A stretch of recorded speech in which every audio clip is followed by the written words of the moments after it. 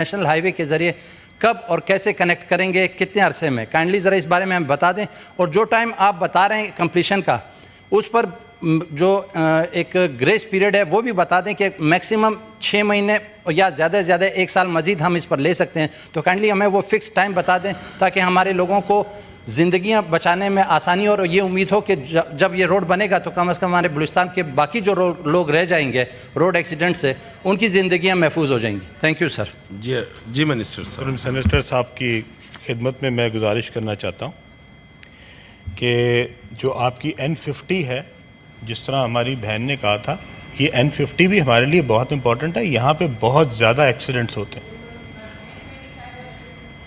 تو میری گزارش یہ ہے کہ ہمارے لیے یہ ساری روڈ جو بلوچستان کے ساتھ کنیکٹ کرتی ہے, آپ نے ریونیو کی بات کی تھی. ریونیو سر ہم اس وقت 44% جو ہے وہ صرف اور صرف جو NHA مینٹیننس پہ لگاتی ہے اس میں سے 44% جو ہے وہ ہم بلوچستان کی طرف لگا رہے ہیں.